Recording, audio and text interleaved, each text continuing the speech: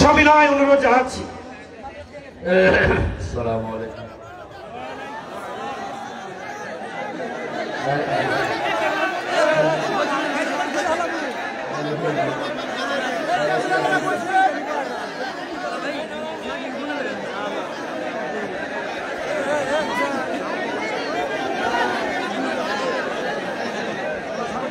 أعوذ بالله من الشيطان الرجيم. রিভাব আওয়াজ বাড়িয়ে রিভাব। বিসমিল্লাহির রহমানির রহিম।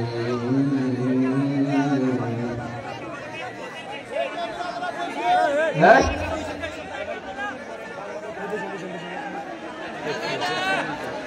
للذين أحسنوا الحسنى وزيادة ولا يرهق وجوههم قتر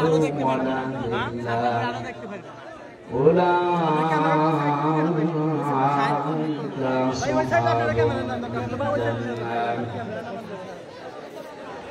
أولئك أصحاب الجنة هم فيها خالدون.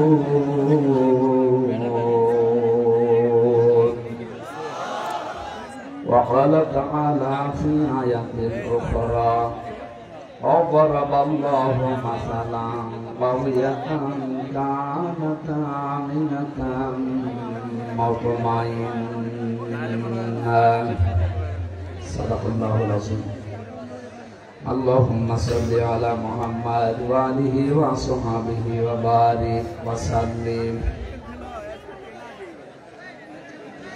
সিরাজগঞ্জ জেলার সদর থানার অন্তর্গত বড় সারুকিয়া আতিক জামে মসজিদের উন্নয়ন কল্পে ৩৬তম বাৎসরিক তাফসীরুল কোরআন মাহফিলের স্বনামধন্য সভাপতি জনাব আলহাজ জাহাঙ্গীর আলী মোল্লা, প্রধান অতিথি সরকার মোহাম্মদ রফিকুল ইসলাম, বিশেষ অতিথিবৃন্দ, আলোচনা রাখলেন মাওলানা হাফিজুর রহমান জিহাদি, মাওলানা ইসমাইল হোসেন সিরাজি, হাফেজ মাওলানা আব্দুল লতিফ, সম্মানিত ব্যক্তিবর্গ, সামনে বসা মুসলমান ভাইরা, পর্দার আড়ালের সম্মানিত মা এবং বোনেরা, ওরা একটু কথা বলবে, ওদের জরুরি আছে, ওরা কথা বলবে। আপনারা আরো জোরে বলে, আসতে বলতে হবে, আর একটু জোরে বলে। যার মনে যা আছে এই লাইনে একটু বেশি কথা হচ্ছে না, আরো জোরে বলে বলেন। আপনারা বলেন জোরে, আমার অসুবিধা নেই। আল্লাহর দরবারে শুকরিয়া জানাচ্ছি, যিনি দিনের বেলায় হাজারো কাজ বাদ দিয়ে এখনো পর্যন্ত সকাল থেকে আমার খাবারও খাওয়া হয়নি। কোথায় ছিলাম সেই যশোর, ওখান থেকে পর্যন্ত বাড়িতে আমার বাবার অপারেশন, ওনার এই হাসপাতালে থেকে আজকে নিয়ে আসলাম। এই জন্য সময় মতো আমি হাজির হতে পারি নাই, দুঃখ প্রকাশ করছি। আর এভাবে আমার উপরে জুলুম হয়ে যাচ্ছে জনগণের দ্বারা। এমনিতেই 3 বছর জুলুমের শিকার ছিলাম, এখনো পর্যন্ত আপনারা জুলুমই করছেন। আমি এত মানা করছি, আমার মা বাবা মানা করছে যে বাদ দাও এগুলো, কিন্তু তো আপনি একটা করে নাও। এমন এমন মানুষকে আপনারা নিয়ে যান, তার কথা ফেলা যায় না। এগুলো আসলে আমি মাইকে বলছি, রেকর্ড হচ্ছে, আগামী থেকে এরকম চাপ দিয়ে আপনাকে আমরা অন্তত ফেরিয়ে দিতে বাধ্য হবে। যখন দেখেন যে তার খালি নেই, আপনি এরপরও জোর করেন, কি আপনার বিবেক নেই? আমার শরীর তো পারা দরকার নাকি? এই যে লেখাপড়ার সময় দিতে পারি না, একটা বিষয়ের উপর কথা বলতে হলে 10-15 ঘন্টা পড়া লাগে, সে সময়টা পাবো কোথায় বলে? কোথায় যশোর আজকে এখানে, কালকে চট্টগ্রাম, কিভাবে যাবেন? বাসা লাগবে না? আর হেলিকপ্টার দেখছেন আপনারা যে 10-15 মিনিট চলে গেলাম, মশার আগে তো বাইরে। আর রাস্তাঘাটের যে অবস্থা এখন, কুষ্টিয়া থেকে যশোর পর্যন্ত রাস্তার যে অবস্থা, শয়তানও মনে হয় রাস্তা যাবে, এত ভাঙা। 2 ঘন্টার রাস্তা লাগে 5.5 ঘন্টা 6 ঘন্টা। এই জন্যে কিছু তথ্য বলার সময় হয়তো উদাহরণ দিতে গিয়ে এমন এমন কিছু এসে যায় যেটা আসলে বলা ঠিক না। এই যে একজন নায়িকার নাম সেদিন মনে হয় পাবনা না কোথায় যেন, হযরত হাওয়া আলাইহিস সালাম তার চেহারার যে বর্ণনা আল্লাহ কোরআনে কারিমে দিয়েছেন, তাফসীরের ভেতরে পড়েছি, তারা বিশ্ব সুন্দরী ছিল। তাদেরকে বলা যায় হযরত জুলাইখা, ইব্রাহিম নবীর বড় স্ত্রী হযরত সারা রাদিয়াল্লাহু তাআলা আনহা এবং নবীজির মেয়ে ফাতেমাতুজ জোহরা, তারা এই পৃথিবীতে সুন্দরী ছিল না?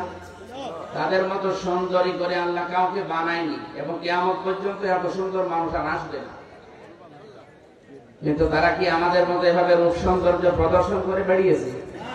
বলে, আমি এই উদাহরণ দিতে গিয়ে বলেছিলাম যে এখন যারা বিশ্ব সুন্দরের তালিকা, এই যে দূরে কে ফিশান নাকি নাম, রশ্মিকা, এইগুলো আমি পড়েছিলাম, যুগান্তর পত্রিকায় দেয় মাঝে মাঝে, পেপার পত্রিকা পড়ে দেখেছি যে এদেরও তালিকা আসে, এদের যে চেহারা দেওয়া থাকে, কোথায় হযরত হাওয়া আলাইহিস সালাম আর কোথায় এই নায়িকা।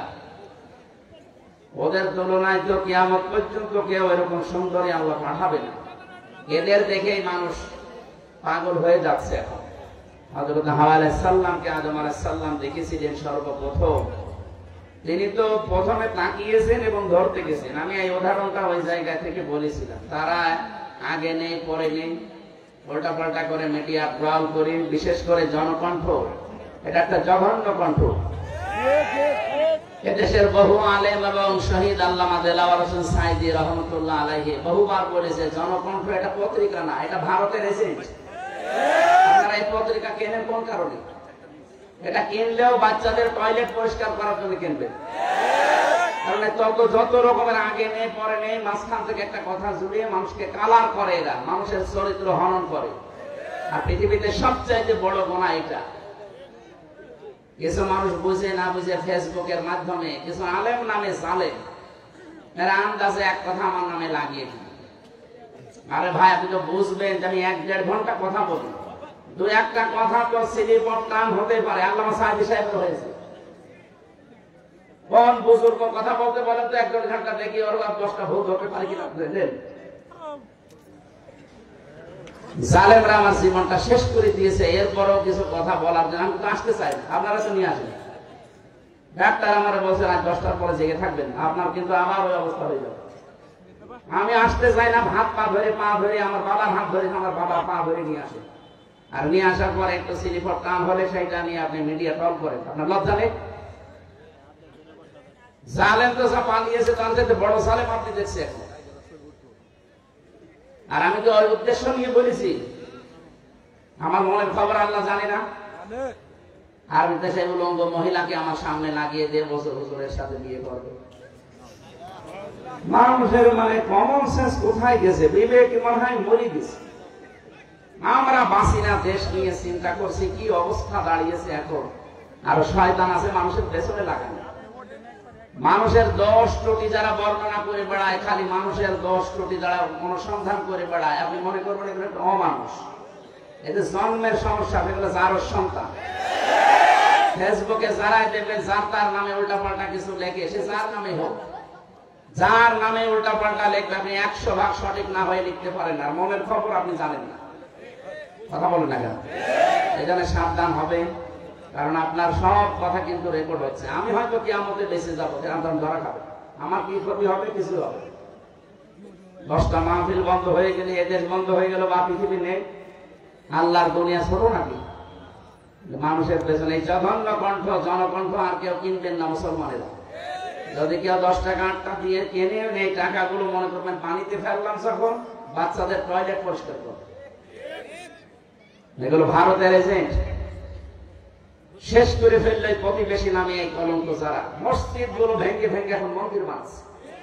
আবার বলছে আজমির শরীফ নাকি 1000 বছর আগে এখানে মন্দির ছিল, জবাই করার কথা বলবে শয়তান। ভারতের এই যে কয়েকটা সাংবাদিক বের হয়েছে টিভিতে, কলকাতার এই যে ময়ূর রঞ্জন নাকি নাম জানে, এ কি মানুষের ভেতরে পড়ে? এর মনে হয় বাবা 15-16টা বাবা হবে। তাছাড়া এত খারাপ সন্তান তো দুনিয়া জন্ম দেওয়ার কথা। আমার মনে হয় ওকে 50 জন মিলে জন্ম দিয়েছে। আমি এত খারাপ কথা বলতাম, যা শুরু করেছে এদের এই মিডিয়াগুলো। নুন আল কলামি ওয়া মা ইয়াসতুরুন। আল্লাহ তাআলা বলে সাবধান, আমি কিন্তু কলমের কসম করলাম এবং কলম দিয়ে মানুষরা লেখে এইটারও কসম দিলাম। আপনি হয়তো থাকবেন না, আমিও আর 50 বছর পর থাকবো না, কিন্তু এটা থেকে যাবে। আপনার এই মিথ্যা তথ্য তাম দুনিয়ায় ছড়াবে, যত ছড়াবে ওটা যদি সত্যিই মিথ্যা হয়, আপনি কবরে বসে বসে মাছ খাবেন। তখন কে দেখবে আপনাকে? আপনাকে আমি বাঁচাতে চাই, উল্টা পাল্টা কিছু করবেন, যে যা করছে তার জবাব সে দেবে, আপনি তার পেছনে লাগবেন কোন কারণে? এই জন্য আমার সময় দিন, আমার উপর আর জুলুম করবেন। আজকে 3টা নিয়েছেন আপনারা জোর করে, কিন্তু একটাই পারি না। আমার যে শরীরের কন্ডিশন দেখতে পাচ্ছেন না, 3 বছর আপনি খাওয়িয়েছে, আপনি জানেন? প্রত্যেকটা মানুষ এখন বের হয়ে অসুস্থ হয়ে যাচ্ছে। মামুনুর হাসপাতালে ছিল, আমি 10-11 দিন পড়েছিলাম হাসপাতালে। আমার সেন্সে ছিল না যে আমি আছি কিনা। এই অবস্থার পরও জোর করে নিয়ে আসেন, এসে কিছু একটু হলে আমার বাস দেওয়ার জন্য রেডি থাকে না। এই ফেসবুকে যারা এই যুদ্ধ করছেন, যুদ্ধ করার জায়গা পান না। আশা করছি আপনারা থামবেন। যদি না থামেন, আমরা মজলুম মানুষ, মজলুমের দোয়া কবুল হয়, এটা নবীর হাদিস। বরদোয়া দিয়ে দেব, বরদোয়া তো দিতে চাই না, মন থেকে চলে আসে আপনাদের কাজ কারবার। আমার দুনিয়া জানে না যে এদেশে 15.5 বছর আলেমরা সব মজলুম ছিল, কিছু 5-8টা গোলাম ছিল, তাদের না জান্নাত ছিল, আর আমরা তো ছিলাম জাহান্নামে।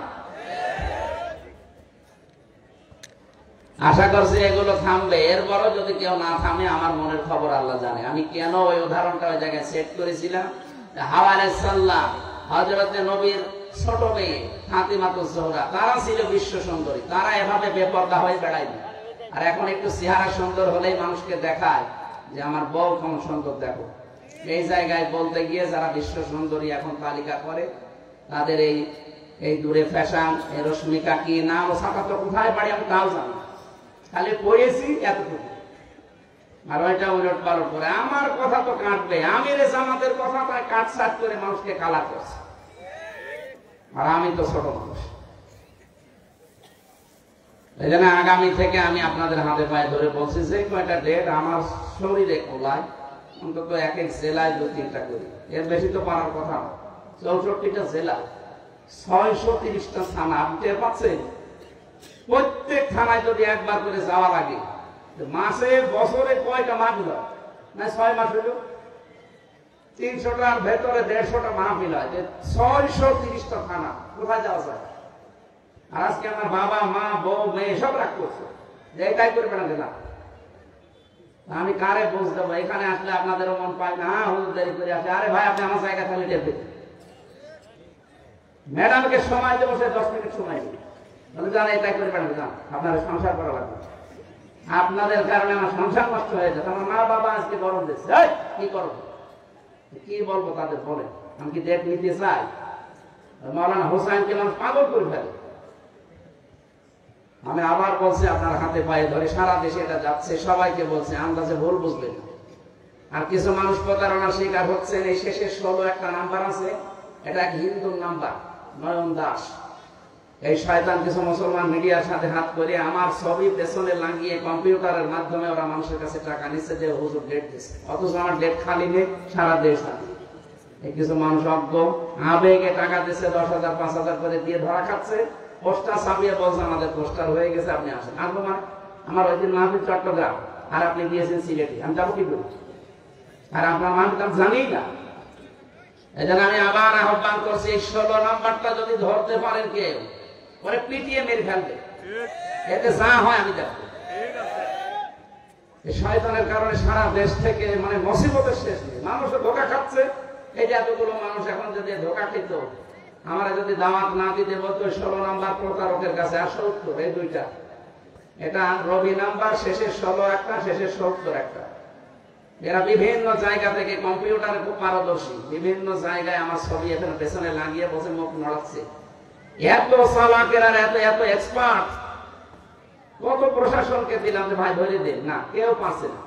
এখন আমি কি করবো? কালকেও মাহফিলে চট্টগ্রামে ধোকা দিয়েছে মানুষকে, সেখানে বলে 1.5-2 লাখ মানুষ, বছর বছর দাওয়াত নিয়ে আসে না, অথচ আমি জানিই না ওই 16 নম্বরে ধোকা খেয়েছে, এই ময়মনসিংহের সাথে ধোকা খেয়েছে, সিরাজগঞ্জ গোল চত্বরে ধোকা খেয়েছে, কিচ্ছু জানি না। এরা আন্দাজে মানুষ জমা করছে, আর নাম শুনলে তো এখানে 1.5 লাখ মানুষ হয়ে যায়।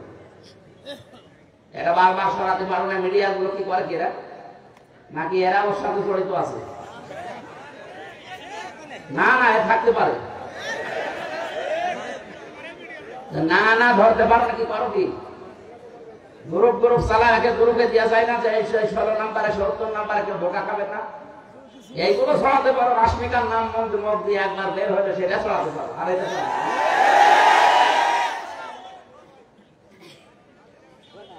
আমার মনে হয় এদের সাথে কেউ জড়িত আছে। তাছাড়া ও হিন্দু মানুষ। প্রশাসনকে একবার দিলাম কুষ্টিয়া সদর থানায়, উনি মোবাইল চেক করে এই নাম্বারটা, ওদের যে কায়দা আছে গোয়েন্দা বিভাগে, বলছে এটা নয়ন দাস বলে একজন, ওর বাড়ি হচ্ছে কুমিল্লা। ধরা যাচ্ছে না, কি করব? কাউকে একটা টাকাও দেবেন না আমার নামে, একটা টাকা না, 4 আনা পয়সাও দেবেন না। আমার বাবাও যখন বলে যে আমার বাবা কথা বলছে, না আমি টাকা পয়সা নেই না আগে থেকে, আপনি যা আসার পরে দেবেন এটাই যথেষ্ট। যদি না দিয়ে বলে যে আমার অসুবিধা, আমাদের দেওয়ার ক্ষমতা নেই, বলবেন চলে যান, খালি ভাড়াটা দিয়ে, তাই বলে আবার 10 টাকা ধরে দিয়ে দিলাম। দেখ, আমি বললাম আপনাদের সবাইকে সতর্ক করার জন্য, কাউকে টাকা দেবেন না, সে যেই হোক। আমি আবার বলছি, যদি আমার ছবিও দেখায়, পেছনে ভিডিও হয়েছে, কথা বলেন না, বলবেন ধোকা। দরকার বাড়ি যেয়ে যেটা ফাঁকা আছে নিয়ে আসবেন।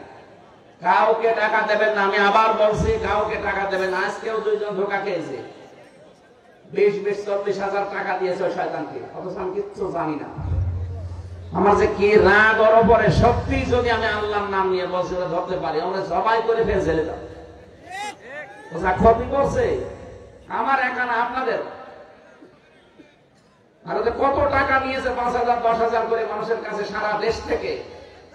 ওরা আমি সত্যি যদি কেউ ধরিয়ে দিতে পারেন, আমি 1 লক্ষ টাকা আপনাকে দেবো, 1 লাখ টাকা দেবো।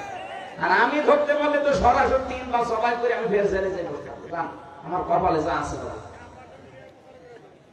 নাম্বার মিডিয়ার কাছে আছে না, মিডিয়া আজকে দিয়ে দেবেন প্রচার। শেষে 16 রবি নাম্বার 018, এরপরে কত কত আছে শেষে 16, আর পরে 018 কত কত আছে মাঝখানে শেষে 70। এই 2টা নাম্বারে সারা দেশ থেকে ধোঁকাবাজি করছে। আমি আল্লাহ রাস্তায় আপনাদেরকে সতর্ক করছি, ভাই আমার আজ আলাদন করেন না। কেন প্রতিদিন 8-10 গ্রুপ আমার বাড়ি যায়। এমনি আমি গরিব মানুষ, আমার বাবারে জ্বালায়, আমার মারে জ্বালায়, আমার বউরে জ্বালায়, আমার শ্বশুরের হাত ধরে এই দেখেন পোস্টার করেছি, অথচ আমরা কিচ্ছু জানি না। এই ধোঁকা দিয়ে দিয়ে সারা দেশ বলে তো 630টা থানা, অথচ 600 থানা থেকে যদি মানুষ যায়, একটা মানুষ মারে, আর নাস্তা আমি কোথায় পাবো? হ্যাঁ ভাই, প্রতিদিন আমার মনে হয় 200 লোকের নাস্তা করা যায়, আমি পাগল হয়ে যাবো না? অথচ যাওয়ার সময় তো কিছু নিয়ে যায় না। কোথায় আসছে সে? কক্সবাজার থেকে, সে ময়মনসিংহ থেকে কুষ্টিয়ায়, সকালবেলা যেয়ে বসে আছে।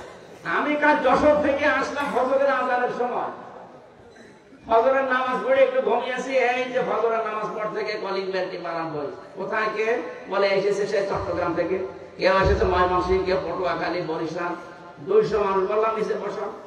এবার নাস্তা কাটতে কাটে আমার মায়ের হাত কেটে, কত নাস্তা দেওয়া যায়?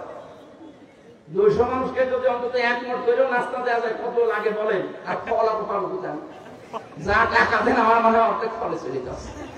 আমি আশা করছি আর যেন না আমার বাড়ি, আমি মাছ চাচ্ছি ভাই, আর কেউ গেলে কিছু নিয়েছে, একেবারে খালি হাতে চলে যাবে। আপনারও তো টাকা দরকার, হুজুর এত ফল পাবে কোথায়? আর ফল কাটার জন্য 2 জন লোক লাগে। আমার শাশুড়ি আর আমার মা পাগল হয়ে গেল, বলছে তুমি এসব বাদ দাও। যাক, বেশি বললাম এটা প্রচার করার জন্য, কেউ যেন এরকম ধোঁকা খাবেন না। 16 নাম্বার আর 70 নাম্বার শেষে। আল্লাহ তুমি আমাকে আর আমাদেরকে সতর্ক হওয়ার তৌফিক দাও। আমিন। এটা যে সুন্দর করে সাজিয়েছেন, এটা যদি রাতের বেলা হতো, এর চাইতে ডবল মানুষ আসতো। আর এই কথা বলে আমি একটা মাহফিল হলে শান্তি পেতাম। 1.5-2 ঘন্টা 2.5 ঘন্টা আমি একটা আয়াতের উপরে তাফসীর করতাম, অন্তত কিছু নিয়ে যাওয়া যেত। এবার এই যে শিবিরের কেন্দ্রীয় সভাপতি জোর করে আসছে, জোর করে ওনার নাটোর এই যে বনপাড়া বড়াই গ্রাম, এখানে নিয়ে যেয়ে মাগরিবের পরে করবে। ওখানে লক্ষাধিক মানুষ বসে আছে। আবার সিরাজগঞ্জের এই জায়গায় জেলকুচিতে আসা লাগবে রাত 9টায়। বলেন আমি কি মেশিন? কি আর আপনারা যে দূর থেকে আন্দাজ ধারণাটা না, ওনার টাকা লাগে, আপনি কয় টাকা দেন? আপনি যে টাকা দেন, এই যে আজকে আমার গাড়িটার সাথে 1.5 লাখ টাকা লাগবে, 1.5 লাখ। ওর কাগজ করতে ৭৫,০০০ টাকা লাগবে, ড্রাইভারের প্রতি মাসে ২০-২৫,০০০ টাকা দেওয়া লাগে। টাকা কি করবে? আমার আরো বিভিন্ন কাজ আছে, সেই কাজগুলো করা লাগছে। একটা মাদ্রাসা বানানোর এই করছিলাম, ৩ কোটি টাকা লাগবে, টাকা নেই। আমি একটা গ্রুপে কাজ করি, আর্টিস্ট গ্রুপে, যা লাগে তারা দেখছে, এই জন্য আমার কোনো সমস্যা নেই। তারা যদি বলতো না আমরা কিছু করতে পারবো না, আপনি ওইগুলো করে ফেলেন, আপনি পারতেন। এই জন্য আমার দূর থেকে যারা আন্দাজে ধারণা করে গালিগালাজ করেন যে দুনিয়াদার হুজুর, আপনি আমার মনের খবর জানেন আমি দুনিয়াদার কি আখিরাতদার? আপনি নিজের হিসাব করেন ভাই। আল্লাহ তুমি আমাকে অন্তত এই ষড়যন্ত্র থেকে বাঁচাও। হাফিজুর ভাই বলছিল না যে আসলেও ষড়যন্ত্র চলছে, আর এটা বিভিন্ন রাম আর বাংলা বিভিন্ন আলেমের নাম জালেম দিয়ে এদেরকে করাচ্ছে যে এদের পেছনে লাগো। এখন তো আর কেউ নেই কথা বলার মতো, দু একজন যা কথা বলছে এদেরকে যেন কথা বলতে না দেয়। এটা ভারতের একটা চক্রান্ত। আমরা কোরআনে কারিমের 2টা আয়াতের অংশ বিশেষ পড়েছি, তাফসীর করার জন্য আলাদা সময় যদি থাকে কোনো সময় আসবো। আজকে আমরা যতটুকু পারি আয়াতের মূল শিক্ষাগুলো নিয়ে আসর পর্যন্ত। আসরের আযান দেবেন 4টা 10-এ, 15 নামাজ পড়বেন। 4টা 10-এ আযান দিয়ে 15 নামাজ পড়বেন, অসুবিধা নেই। এখানে নামাজ পড়ে তারপর পড়বেন। আউযু বিল্লাহি মিনাশ শাইতানির রাজীম। বিসমিল্লাহির রহমানির রহিম।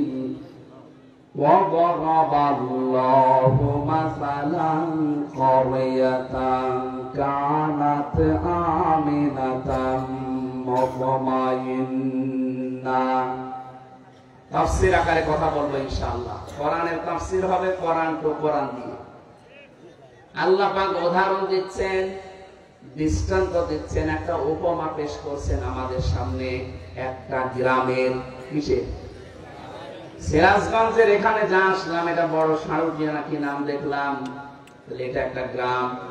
আপনি মনে করবেন এই গ্রাম সম্পর্কে আজকের আয়াত নাযিল হয়েছে, যদিও এটা নাযিল হয়েছে মক্কা। এই গ্রাম সম্পর্কে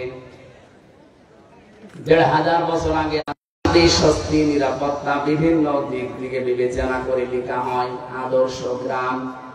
পরশুদিন যেখানে ছিলাম লেখা ছিল আদর্শ আন্দোলিয়া, তার মানে গ্রামটা 100% শিক্ষিত মানুষ। কোরআনে আল্লাহ যে আয়াতটা দিয়ে গ্রাম সম্পর্কে আলামিন। অবশ্যই পৃথিবীতে সর্বপ্রথম একটা ঘর প্রতিষ্ঠিত হয়েছে, প্রথম বানিয়েছে আল্লাহ ফেরেশতাদের দিয়ে, দ্বিতীয় বানিয়েছে হযরতে আদমকে দিয়ে, এরপরে বানিয়েছে হযরতে নূহকে দিয়ে, এরপরে বানিয়েছেন ইব্রাহিম আলাইহিস সালাম আর ইসমাঈলকে দিয়ে। এখন মাঝে মাঝে শত সংস্কার হয়, কিন্তু সর্বপ্রথম আল্লাহ পৃথিবীতে ঘর বলতে যা বোঝায় ওইটা বানিয়েছে কাবা শরীফকে। 2টা জিনিসের ভেতরে এখনো পর্যন্ত রাখা আছে। 1 নম্বরে ফিহি মুবারাকান, এটা বরকতময় করে দিয়েছে আল্লাহ, কিয়ামত পর্যন্ত এটা বরকত দিয়ে ভরপুর থাকবে। মুবারাকান অবদান, এর ভেতরে আল্লাহ পথ নির্দেশিকা রেখেছেন লিল আলামিন, বিশ্ববাসীর জন্য। এবার আসেন আয়াত থেকে আল্লাহ আমাদের জানাতে চান কি? তাফসীরে মুফাসসিরিন ইকরাম লিখেছেন, আমি বহু তাফসীরে আয়াতের সাথে মিলিয়েছি।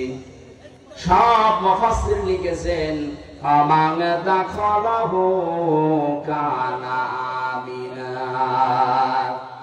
এই কাবায় যদি কেউ প্রবেশ করে আল্লাহ তাকে নিরাপত্তা দিয়ে দেয়।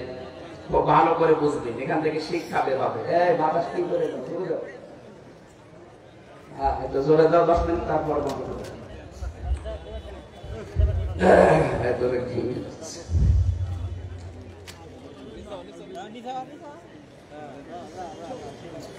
আল্লাহ পাক বলেন কাবার চত্বরে কেউ আসলে তাকে নিরাপত্তা দেওয়া হয়। আমার প্রশ্ন, এই বাংলাদেশ কি কাবা শরীফ? কথা বুঝে বললেন? এই দেশটা আর কাবা শরীফ না। এখানে কাবা শরীফের কি আছে বলেন? কিছুই নেই না। মসজিদ আর কাবা আলাদা। কিয়ামতের দিন কাবা শরীফ শুধুমাত্র ইঞ্জিন হয়ে জান্নাতে যেতে থাকবে। ইঞ্জিনের সাথে যেমন বগি থাকে, তামাম দুনিয়ায় যত জায়গায় মসজিদ আছে, এই মসজিদে যারা সেজদা দেয় তাদেরকে প্যাসেঞ্জার করে ওর সাথে আল্লাহ বগি বানিয়ে দেবেন। আমি যদি এখন মসজিদ ভিত্তিক জীবন গঠন না করি, মসজিদের সাথে আমার যদি সম্পর্ক না থাকে, ওই দিন ওই বগির ভেতরে আমি উঠতেও পারবো না, জান্নাতে যেতে পারবো না। কথা বলেন না কেন? বিশ্বনবী জানিয়েছেন কিয়ামতে যে কঠিন ভয়াবহ অবস্থা আল্লাহ বানাবে, মানুষ ঘামের ভেতর অনেকে হাবুডুবু খাবে, দুধের বাচ্চার কথা সন্তানের মা ভুলে যাবে, মহিলাদের দৃশ্য দেখার পরে পেট ফেটে সন্তান বের হয়ে যাবে। এত কঠিন অবস্থা আমি তৈরি করব, কিন্তু এর ভেতরে 7 প্রকার মানুষকে যে আমার আরশের ছায়ায় স্থান দেব, তার 4 নম্বরে তারা যাদের সব সময় মসজিদের সাথে অন্তর লটকানো থাকে। তার মানে নামাজে গেলে নামাজ শেষ হলে বের হতে মন চায় না, কিন্তু কর্মজীবনের জন্য বের হওয়া লাগে। যখনই কর্মজীবনে যায়, নামাজের সময় হলে আবারও যেন ছটফট করে আবার আল্লাহকে সেজদা দেওয়ার জন্য চলে আসে। এরকম মন যদি কারো তৈরি হয়, কিয়ামতের দিন ওই লোকটা আল্লাহর জান্নাতে আরশের ছায়ার তলে স্থান পাবে। মাছের কলিজা দিয়ে আল্লাহ তাকে খাবার খাওয়াবে। এবার আমি যে উদাহরণটা নিয়ে এসেছিলাম, এবার দেখেন তো, আল্লাহ পাক বলেন অমান দাখালাহু কানা আমিনা। হে নবী, আমি কিন্তু কাবাকে নিরাপত্তা দিয়ে ঢেকে রেখেছি। আমাদের দেশটা যেহেতু কাবা না, এ দেশকে যদি কাবার মতো নিরাপত্তা দিতে হয়, কোরআনে কারিমে সূরা আনআম 7 নম্বর পারা 17 নম্বর পৃষ্ঠা 1ম নম্বর লাইনের 82 নম্বর আয়াতে দলিল দিয়েছেন। ওইটা যদি আমরা সত্যিই মিলাতে পারি, সারা পৃথিবী আমার এই বাংলাদেশের 56,000 বর্গ মাইল কাবার মতো শান্তি, স্বস্তি, নিরাপত্তা দিয়ে আল্লাহ ঢেকে দেবেন। কাবাকে নিরাপত্তা দিয়েছে কে? আল্লাহ। এই 56,000 বর্গ মাইল নিরাপত্তা দিতে পারে কে? আল্লাহ। আপনি বলেন না আমাদের র্যাব আছে। আরে ভাই, র্যাবের তো নিরাপত্তা লাগছিল কয়েকদিন আগে। পুলিশ পর্যন্ত আপনার সিরাজগঞ্জে 14 জন না 13 জন মারা গেছে, পিটিয়ে মেরে ফেলেছে মানুষ। কুষ্টিয়াতে আমার বাড়ির আশপাশে অনেক পুলিশ ভাড়া থাকতো, কোথায় যে গেছে এখনো পর্যন্ত ফিরে আসেনি। ওরা জানে, ওর পরিবারও জানে না ও কোথায় আছে। পুলিশ পর্যন্ত নিরাপত্তা পায়নি ওই সময়। আল্লাহ পাক এবার কি জানিয়েছেন দেখেন, আপনার জীবনে মেলে কিনা। আল্লাযীনা আমানু ওয়া লাম ইয়ালবিসু ঈমানাহুম বিযুলমিন উলাইকা লাহুমুল আম ইলা আখির আয়াত। এখানে যারা আরবি বোঝে, উলাইকা এটা ইসমে ইশারা। আল্লাহ যেন এভাবে আঙ্গুল দিয়ে বাংলাদেশের দিকে মনে হচ্ছে দেখাচ্ছে, কারণ দেশে কোরআন শরীফ আছে না? বলেন বলেন। যেখানে কোরআন আছে তাদেরকে দিয়ে আল্লাহ যেন ইঙ্গিত দিচ্ছেন, যারা ঈমান আনবে আর ঈমানের সাথে জুলুমকে মিশ্রণ করবে না। এখানে জুলুমের ব্যাখ্যায় লেখা আছে, জুলুম মানে শিরক। জুলুম মানে কি? তাদের ঈমানের সাথে যারা শিরক মিশ্রণ করবে না, সে নারী হোক আর পুরুষ হোক, আল্লাহ গ্যারান্টি দিচ্ছেন উলাইকা লাহুমুল আমন, এরাই নিরাপত্তার হকদার। আল্লাহ যে নিরাপত্তা দেবে, কাদের দেবে? আল্লাহর হক তাদের উপরে নিরাপত্তা দেওয়া, যে মানুষগুলো তাদের ঈমানের সাথে জুলুম শিরককে মিশ্রণ করবে না। আর যেটা সবচেয়ে বেশি বাংলাদেশ, ভারত আর পাকিস্তান, আমাদের ঈমান আছে কিন্তু আমাদের ঈমানের সাথে শিরক মিশ্রিত, আর আমাদের আমলের সাথে বেদাত মিশ্রিত। এই কথা বলে দেখা আখলিস দীনাকা ইয়াকফিকাল আমালুল কলিল। তোমার ঈমানটা খাঁটি করো, শিরক মুক্ত করো। বেশি আমল করার দরকার নেই, অল্প আমল করলে ওটা যদি বেদাত মুক্ত হয়, আল্লাহ তোমাকে জান্নাতের জন্য যথেষ্ট বানিয়ে দেবে। এজন্য কোরআনে যেখানে আমলের কথা দেখবেন, বেশি বেশি আমল করে কথা আল্লাহ দেয়নি। কোরআন শরীফে যেখানে আমলের কথা আছে, কাজের কথা আছে, কাজটা বেশি করে করো না, কাজটা ভালো করে করো।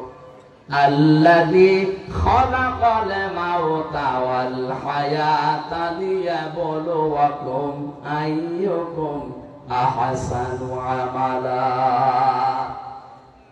তিনি সেই আল্লাহ যিনি তোমাদের মওত আর হায়াত বানিয়েছেন। সিরাজগঞ্জবাসী আয়াতের দিকে একটু তাকান। আল্লাযী খালাকাল মাউতা দিয়েছেন আল্লাহ। আগে কিন্তু মওতের কথা, এরপরে হায়াতের কথা। আপনারা শুনছেন?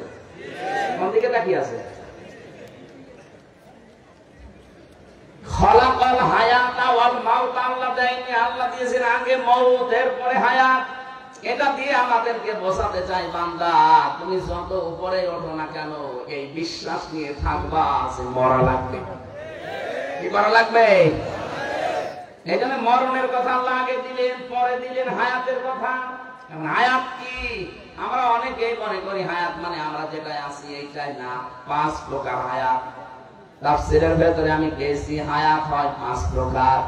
1 নম্বরে আরমে আরওয়াহ, রুহের জগতের যে হায়াত, এটা আমরা পার করে ফেলেছি। কথা বলে না কেন?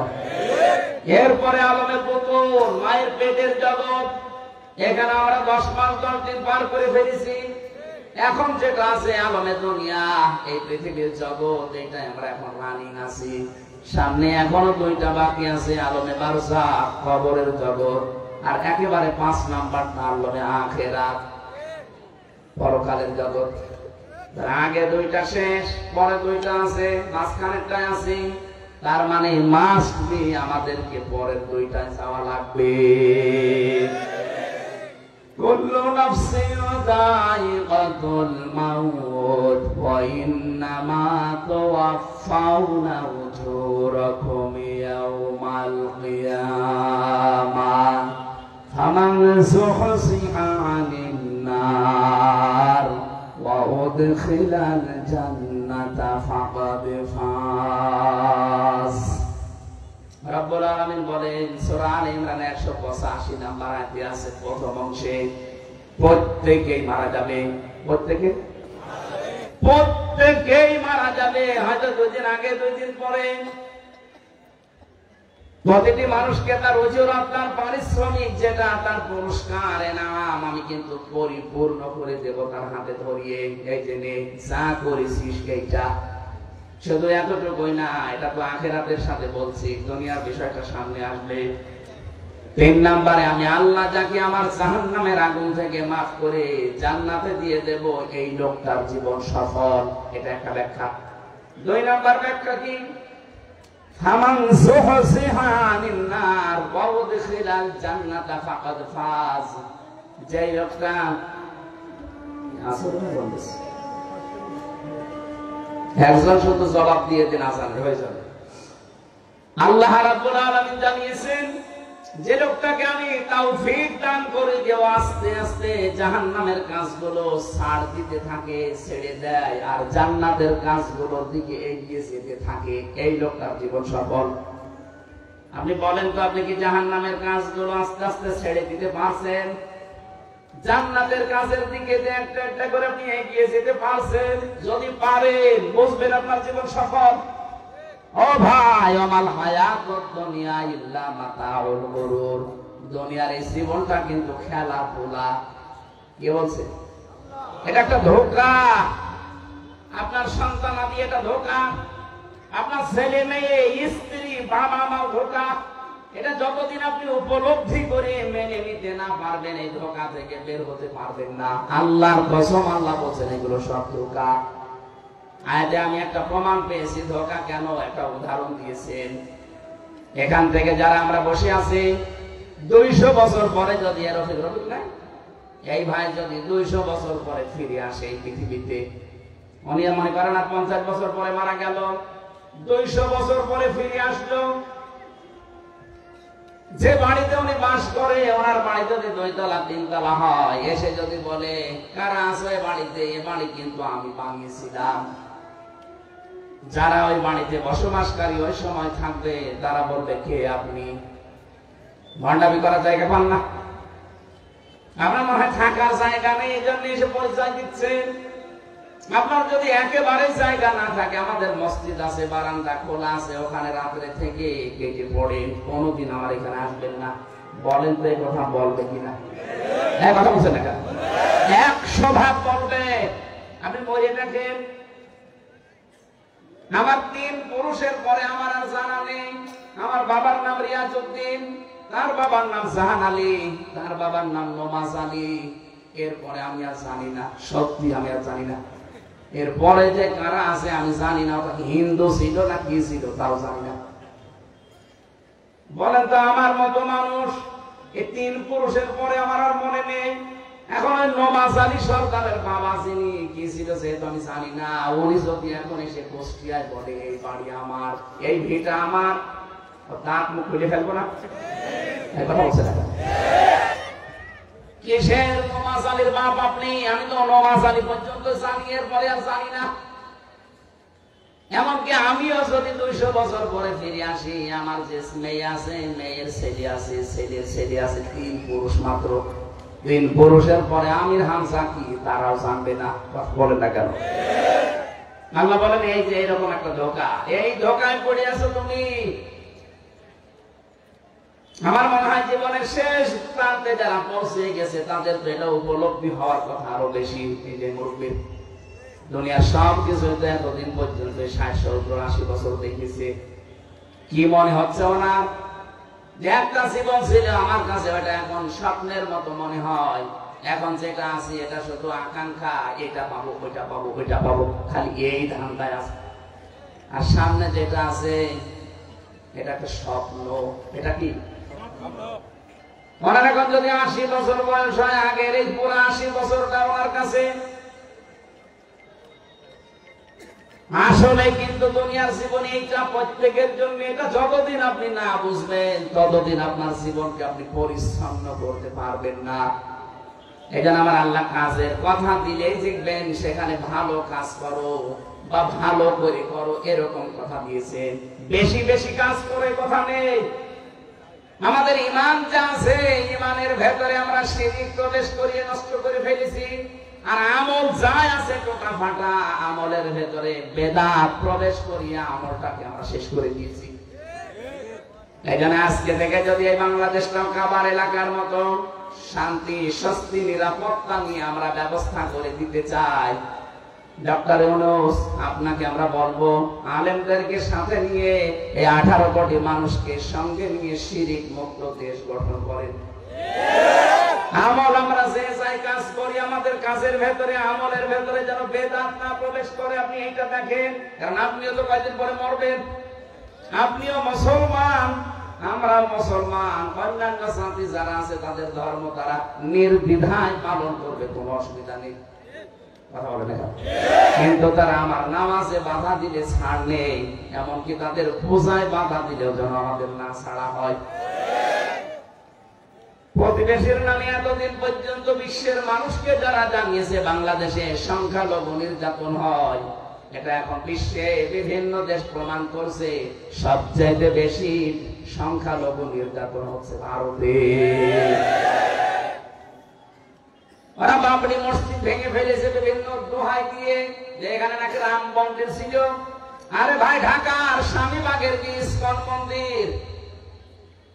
এখন যদি আমরা এই দেশে 96% মানুষ আওয়াজ করি জানাই এখানেও 500 বছর আগে আমাদের মসজিদ ছিল, আমরা এটা ভেঙে মসজিদ বানাবো, আপনি মরবেন। আমাদের ধর্মে যেহেতু এটা শেখায়নি আমাদেরকে, লা ইকরাহা ফিদ্দীন, ধর্মে বাড়াবাড়ি নেই, আছে জোর জবরদস্তিও নেই। আমরা দাওয়াত দেই আপনাকে এই উগ্রবাদী এই আচরণটা বন্ধ করেন।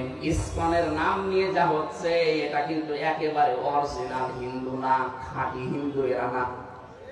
এদের আসল হচ্ছে ইহুদি। ওদের যে প্রভুপাদ আছে, যেটা প্রতিষ্ঠাতা, ওইটা ইহুদি। ও চার্চে লেখাপড়া করেছে খ্রিস্টানদের। উগ্র কিছু মানুষদেরকে দলে ভিড়িয়ে ইসকন গঠন করে সারা দুনিয়ায় এখন এদের নিয়ে অশান্তি, শুধু বাংলাদেশে না, 257টা রাষ্ট্রের 195টা দেশে ওদের নিয়ে এখন ঝামেলায় আছে। এটা ওদের উস্কানিতে যেন আমরা পা না দেই। ওরা খুব চেষ্টা করেছিল সাইফুল ইসলাম আলিফকে হত্যা করার মাধ্যমে এই দেশে মুসলমানরা যেন একটু হইচই করে, এরপরে যেন একটা বক্তব্য বেঁধে যায়। আর এটা করা ছিল যারা পালিয়েছে ওরা যেহেতু বিভিন্ন হাল দিয়ে হালে পানি বানায়নি, ওদের রিক্সা লীগ, ওদের আনসার লীগ, কথা বলছে না কেন? বিভিন্ন লিগ দিয়ে যখন পানি বানায়নি তখন ওরা লাগিয়েছে বিভিন্ন কায়দায় ইসকনকে। এইটাও হালে পানি নেয়নি, কারণে দেশের মুসলমানেরা সব চাইতে বেশি সংযমের পরিচয় দিয়েছে।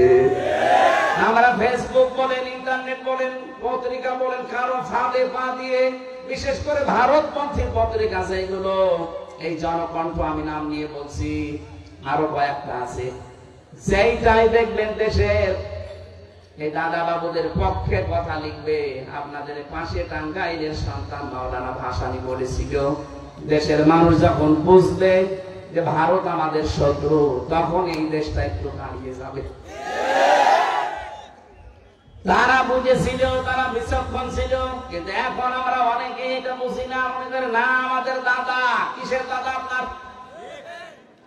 আপনার দাদা হলে আপনি যান, ওরা এখন চট্টগ্রাম নেওয়ার ধান্দায় আছে।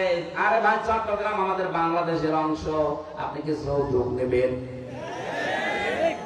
আর যৌতুক আপনাকে দেবো কেন? মেয়ে কি আমরা আপনাকে একেবারে স্বাভাবিক ভাবে দিয়েছি? মেয়ে তো পালিয়ে গেছে। পালিয়ে যাওয়ার মেয়ের আবার যৌতুক কিছু বিয়েই তো আমরা মেনে নিচ্ছি না। যাওয়ার পরে যদি কোন মুসলমানের সাথে বিয়ে করতো তাও মানতাম। এমন লোককে স্বামী স্ত্রী এ পরিচয় দিচ্ছে, 15.5 বছরে পরিচয় দেয়নি যে আমাদের স্বামী স্ত্রীর সম্পর্ক। ও যদি স্বামী হয়, কত ফুল হাতাম, হাফ হাতাম না?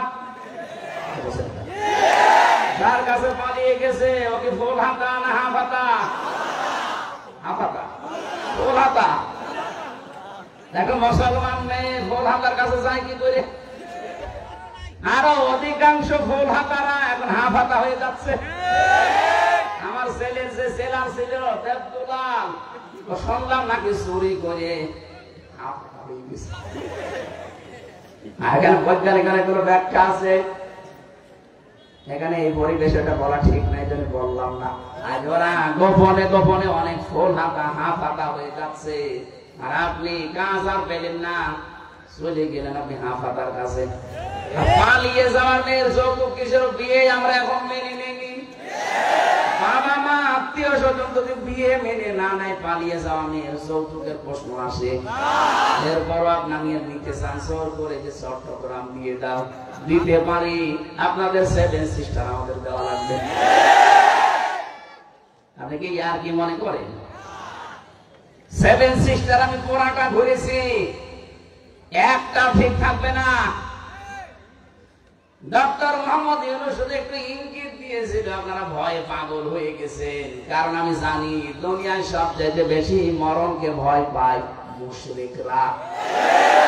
সূরা বাকারার ভেতরে আছে, ওয়ালা তাজিদান্নাহুম আহরাসান নাসি আলা হায়াতি ওয়া মিনাল্লাযীনা আশরাকু ইয়াওয়াদ্দু আহাদুহুম লাউ ইউআম্মারু আলফা সানা ইলা আখির আয়াত।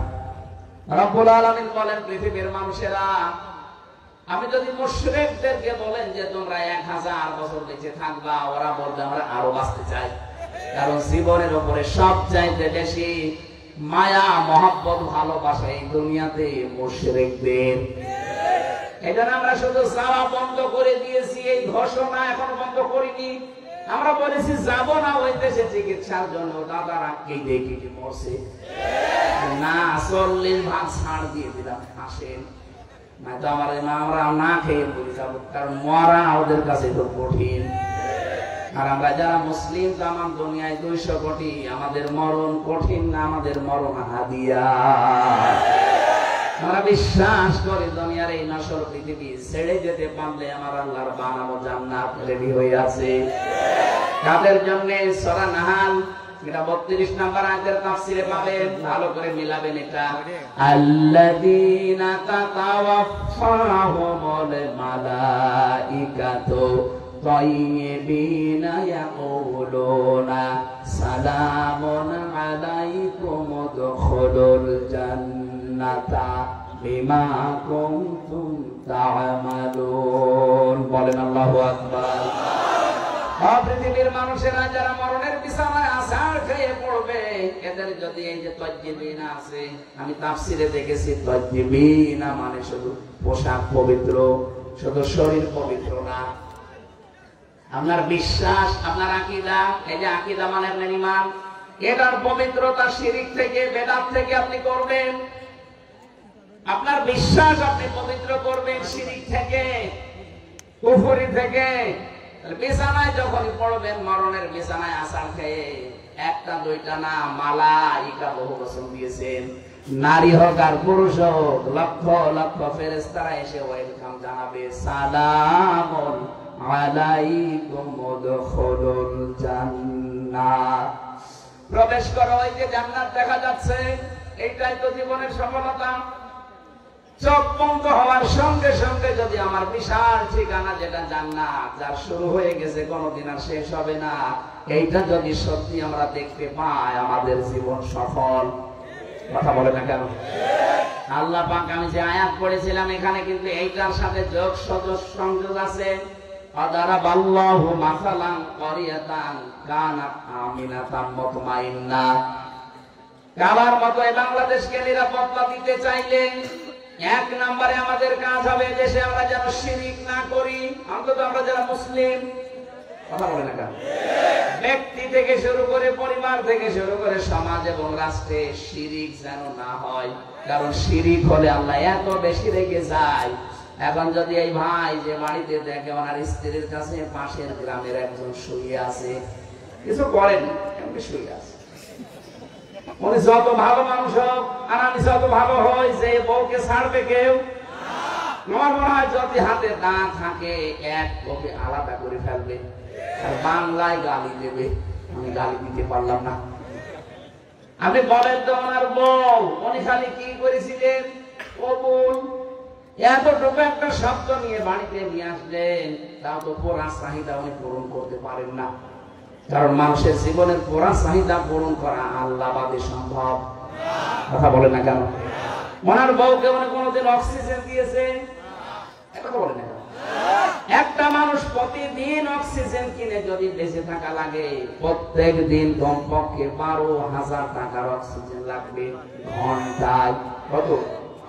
আপনি হাসপাতালে গিয়ে খবর নেবেন, আমার সঠিক তথ্যটা মনে নেই, ঘন্টায় মনে হয় কমপক্ষে যারা অক্সিজেন নিয়ে বেঁচে থাকে, এভাবে 24টা ঘন্টা মতো অক্সিজেন বউকে কিনে দেয় না? হয়তো জীবন চলার জন্য আনুষঙ্গিক যা আছে ওইটা কিনে দিয়েছে, বাড়িতে থাকার একটা ব্যবস্থা করেছে। এতটুকুর জন্য যদি অন্য মানুষ ওনার স্ত্রীর কাছে থাকলে এত রেগে যায়, স্বামীর কাছে অন্য কোন মহিলা থাকলে স্বামী স্ত্রী যদি রেগে যায়, আল্লাহ বলেন বীর্য থেকে শুরু করে এরফিক পর্যন্ত পুরাটাই আমি বানিয়েছি, কারো দায়িত্ব ছিল না। বীর্য থেকে শুরু করে চেয়ারে বসিয়ে রেখেছি, পুরাটাই আমি আল্লাহ। আমার মা বাবা শুধু বিছানায় ছিল, এতটুকু শেষ, বাকি যা করার আমি আল্লাহ করেছিলাম। নেই থেকে তোরে আমি চেয়ারে বসালাম হামজা, এখন যদি দেখি আমার সাথে তুই অন্য কাউকে যোগ করিস, তখন আমি আল্লাহ ওই স্বামী ওই স্ত্রীর মতো রেগে যাই। এটা আল্লাহ কিন্তু রেগে যাবে শিরিক করলে। আপনি আর যাই করেন, হয়তো আল্লাহ ইচ্ছা করলে মাফ করে দেবে, কিন্তু শিরিক করলে কোনো মাফ নেই। এজন্য শিরিক যারা করে তারা দেশকে গজবে ফেলে। 15.5 বছরে কিন্তু শিরিকের কারখানা তৈরি করেছিল, মূর্তি বানিয়ে।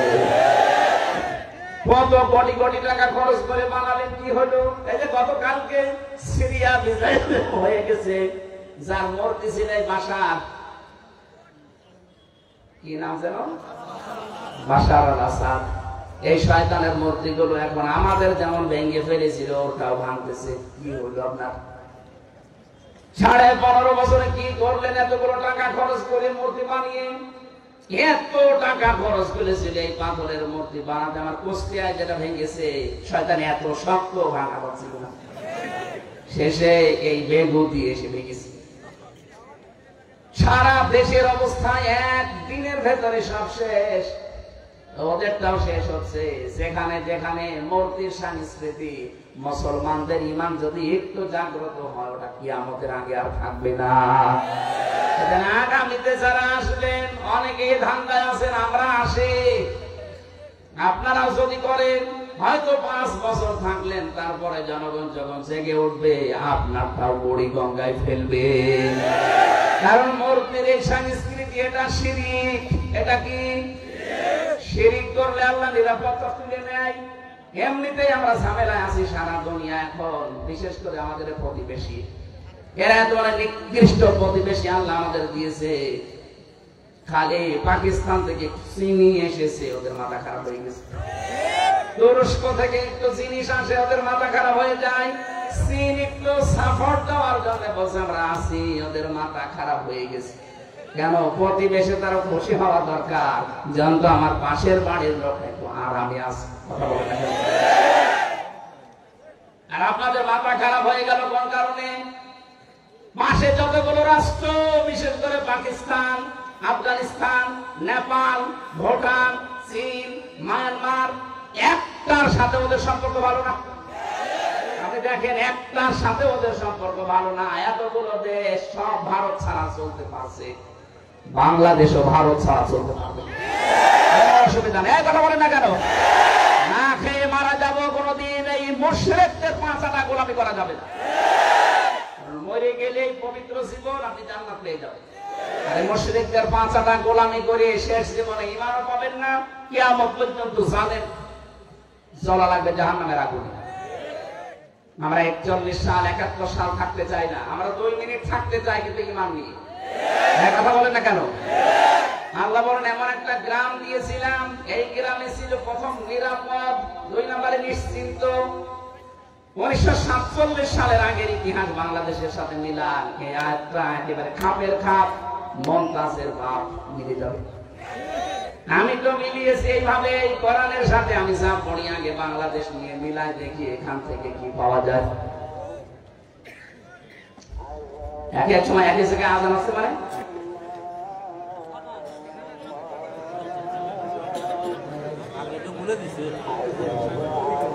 হাইলে হাতিস হোক আর যাই হোক, আজান তো আমার মনে হয় 1 সময় হওয়া দরকার। এটা ঠিক টাইম না? ঠিক আছে। এই ড্রাইভার, এখন যেহেতু মাগরিব পড়া লাগবে, সেই বন পড়ার আশা পড়েছে, ওখানে মাগরিবের পরে খাবার যদি এরা দেয় তো একটা টিফিন বাড়িতে নিয়ে আমি যাওয়ার সময় খেতে খেতে যাই, কারণ সারাদিন আমার খাওয়া নেই। এখন লজ্জার খাতে কি বলবো, সময় তো পাবো না, কারণ দেখ 10 মিনিট হোটেল থেকে খাবার কিনবো, 10 মিনিট 10 কিলো চলে যাবো। এদেরকে বলেন যে খাবার যদি দিতে চান একটা টিফিন বাড়িতে দেন, আমরা বসে বসে গাড়িতে খাবো। আর যদি না দিতে চায় আমার তো পারুলি কলা খেয়ে থাকা লাগবে আজকে। সম্মানিত ভাইরা, আমি হাত জোড় করে মাহফিল চাচ্ছি, ক্ষমা চাচ্ছি। আজকে পুরাটা যদি রাতের বেলা পেতাম, একটা মাহফিল হতো, খুব ভালো হতো। আমি আলোচনাটা 1.5-2 ঘন্টা 2.5 ঘন্টা করতে পারলে আমার একটা বিষয় বোঝানো সহজ হয়। এই অল্প সময়ের ভেতরে আমিও পারি না, আসলে ওই রকম যোগ্যতা আমাদের নেই। আপনারা আসরের নামাজ যেহেতু আজ 6-7 মিনিট আছে, নামাজ এখানে পড়লে পড়ে নিন, সামনে কোনো জায়গায় পড়লে মসজিদে পড়ে নিন। আজকের মতো আমি মার্চে শেষ করলাম, আগামী থেকে আসলে আমার তাফসীর করার জন্য সময় দিন। আল্লাহুম্মা আমিন। লা ইলাহা ইল্লা আনতা সুবহানাক ইন্নী কুনতু মিনাজ জালিমিন। ও আল্লাহ, তুমি তাকিয়ে দেখো কত সুন্দর করে এরা সাজিয়েছে।